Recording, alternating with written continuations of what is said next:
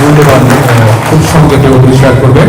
এই এলাকার কৃতি সন্তান, এই এলাকার মাটিও মানুষের নেতা, এই এলাকার মানুষকে যিনি ভালোবাসেন, এই এলাকার মানুষ যাকে ভালোবাসেন এবং যিনি এই এলাকার মানুষের সুখে এবং দুঃখে দীর্ঘ সময় কাটিয়েছেন, সাবেক সফল কাউন্সিলর জনাব কফিল উদ্দিন।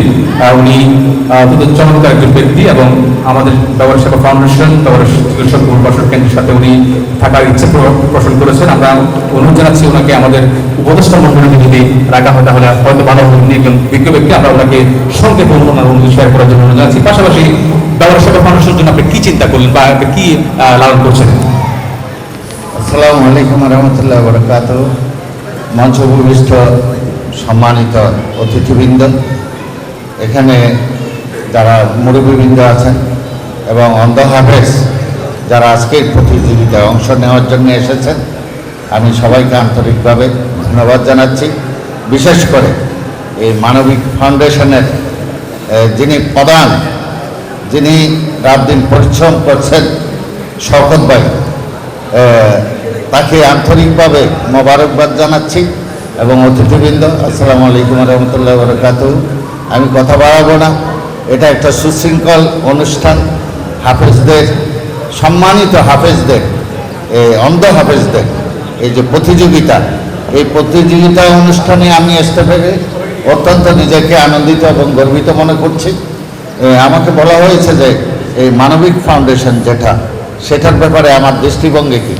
আমি বলবো যে আমরা আল্লাহ পাক রব্বুল আলামিন সৃষ্টি জগতে এই মানুষ জাতি হচ্ছে সর্বশ্রেষ্ঠ প্রাণী।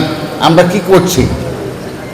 এখানে কোটিপতি পুঁজিপতি অনেক আছে, সবার পক্ষে সব কাজ করা সম্ভব না।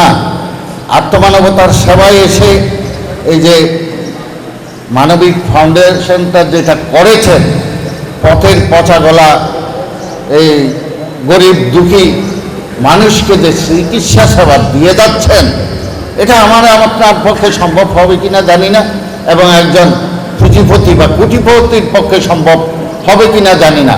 আসলে এটা হচ্ছে মনের ব্যাপার, এটা তার একটা বড় বৃহৎ মনের অধিকারী বিদায় এই সকসহে এই অর্গানাইজেশনটা করতে পেরেছেন বলে আমার বিশ্বাস।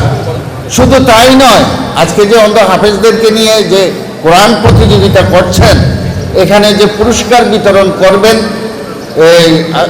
এছাড়াও আমি দেখেছি এই যে হুইল চেয়ার দিচ্ছেন, গতকালকেও দেখেছি আমার মসজিদের সামনে কতগুলো হুইল চেয়ার নিয়ে এসেছে, যারা পঙ্গু, চলতে পারে না, ফিরতে পারে না, তাদেরকে দেওয়ার জন্য।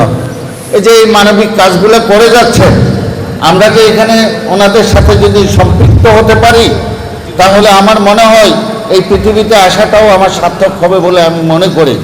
আমরা পৃথিবীতে আসলাম, কি খেলাম, কি পেলাম না, তাই চিন্তা করতে করতে কখন যে যাওয়ার সময় হয়ে যায় আমরা নিজেরাও বুঝে উঠতে পারি না। আসলে আত্মমানবতা সেবায়, মানুষের কল্যাণে, গরিব দুঃখীর কল্যাণে কাজ করা আমাদের প্রত্যেকটা মুসলিম নাগরিকের দায়িত্ব এবং কর্তব্য বলে আমি মনে করি। আমরা শুধু ব্যক্তি স্বার্থ চিন্তা করলে হবে না। সবাইকে অসংখ্য ধন্যবাদ জানিয়ে, আমাকে বক্তব্য দেওয়ার সুযোগ করে দেওয়ার জন্য ধন্যবাদ জানিয়ে আমি এখানে আমার কথা শেষ করছি। আসসালামু আলাইকুম রহমতুল্লাহ বরকাতুহু। ধন্যবাদ।